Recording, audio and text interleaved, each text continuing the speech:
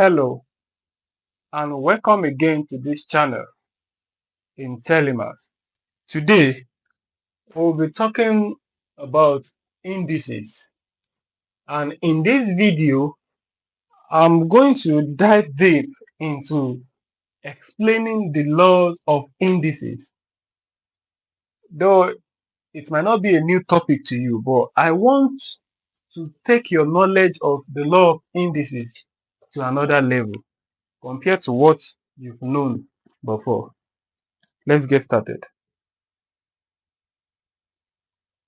The first law of indices says a raised to power of n times a raised to power of n will be equals to a raised to power of m plus n.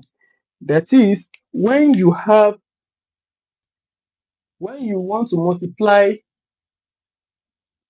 two numbers or numbers of the same base,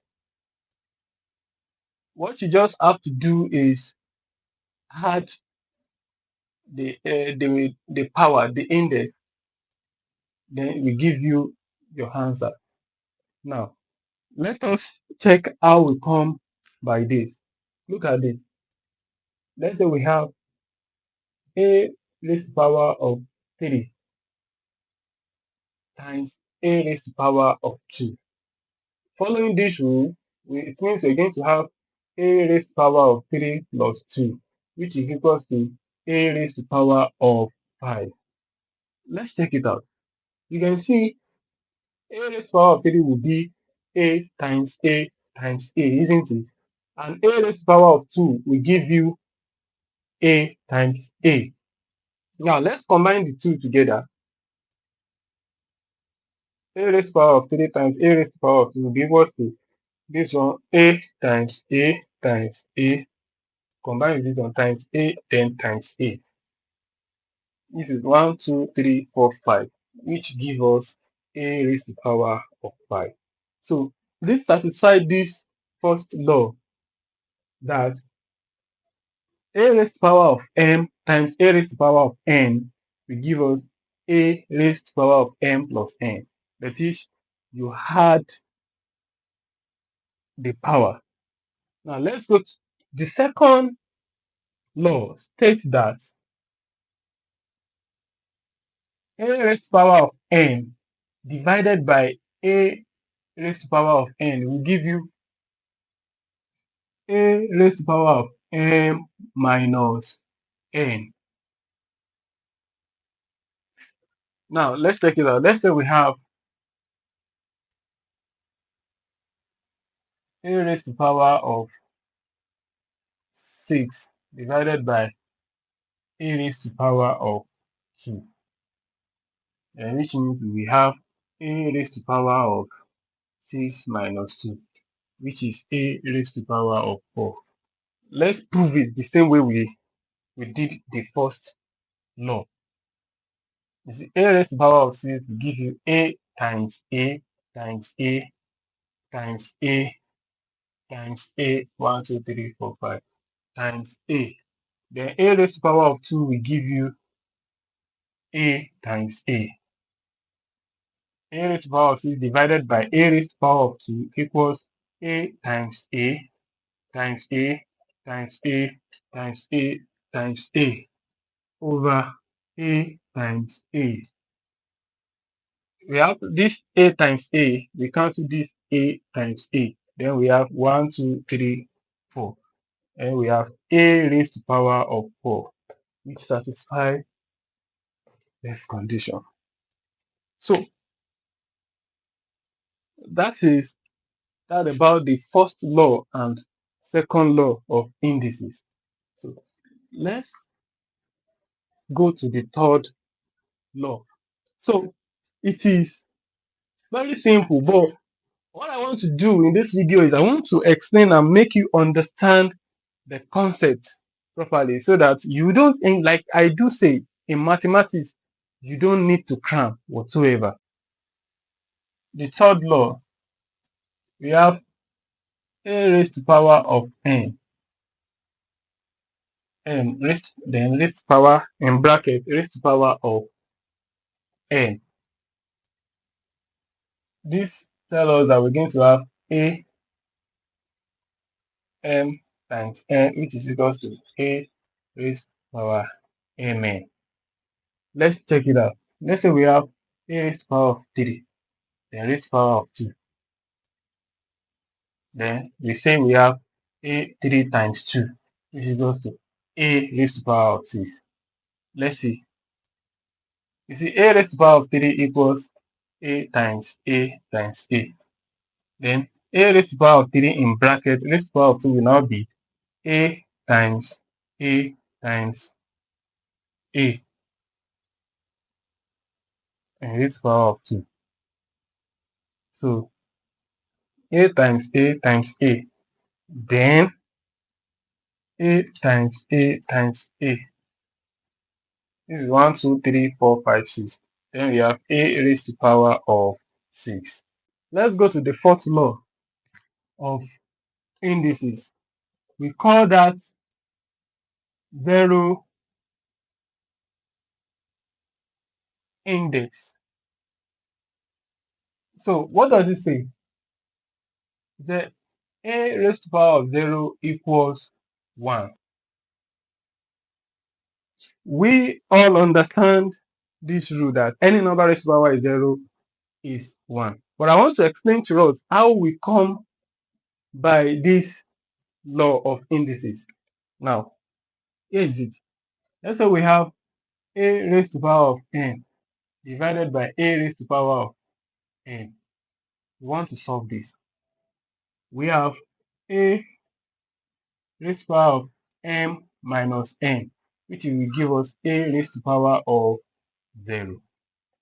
This implies that n, if you are performing division operation on number of the same base, then you have the same power.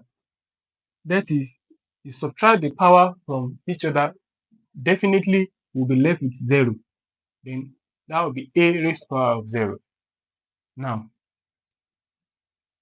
how do we now get this one that we talk about? I will tell you this is a method to solve this kind of problem. In another way around, we could say a raised to power of m divided by a raised to power of m equals to a raised to power of m over a raised to power of m. A raised to power of m, here we have 1, and here we have 1. 1 over 1 will give us 1. Which now implies that if we now equate this first solution to this, then we now have a raised to power of 0 equals 1. That is our fourth law of indices. So get it right, and because some question might be tricky and you get lost, but when you know how any law is being derived, there is no how any question can look tricky that you will not be able to tackle it. Negative index. Many people is not even aware that there's a name for this law before. So this law is called the zero index, because when you are dealing with advanced mathematics and all these terms are being mentioned, so you won't get confused. Okay, the law of negative index says that a raised to power of minus n equals to 1 over a raised to power of n. How do we come by this? Pay close attention to this. I want to explain to us. One thing I want us to know is this: negative power are always refer to uh, a reciprocal. A reciprocal. Now, which means this a raised to power n is the reciprocal of what? Sorry, this a raised to power of minus n is the reciprocal of a raised to power n. So, how do we now come by this law that whenever we have this expression is the same thing as this expression? Let's see. Multiply the reciprocal of a raised to power minus n by by a raised to power minus n. Let's see, we have a raised to power n, which is the reciprocal of this, then times a raised to power of minus n. It will give you what? A raised to power of m minus n. Because you see, you're supposed to add, but don't forget, we have this expression m plus minus n. Minus times plus will give you minus. That is how we get m minus n. So this will give us a raised to power what? M minus n, that is 0. And don't forget, a raised to power of 0 is what? Is 1. So it means this expression, a raised to power of m times a raised to power of minus n equals 1. Now, let's we want to make this the subject of the formula. So let's divide both sides by a raised to power of n. Let's cancel this. Then we have a raised to power of minus n equals 1 over a raised to power of n. This is our fifth law of indices that says a raised to power of minus n equals to 1 over a raised to power of n. That is any number of negative index, negative power. We have 1 divided by the reciprocal of the index. So the sixth law of indices is called the law of fractional index. This is what it states. It states that you have a raised to power of n over n will give you n. Sorry, the denominator will be the exponent n root of a raised to power n.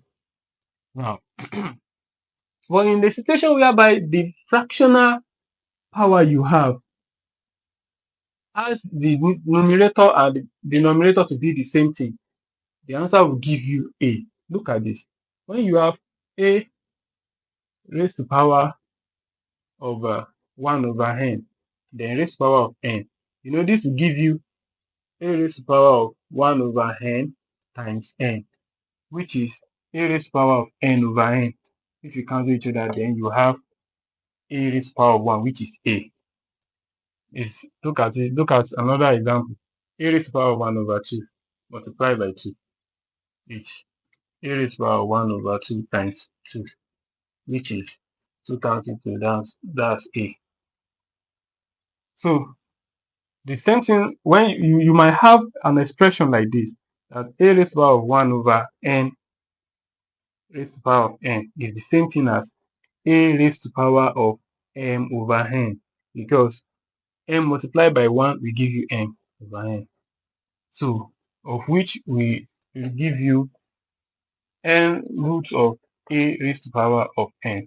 So this is the sixth rule of indices, sixth law of indices.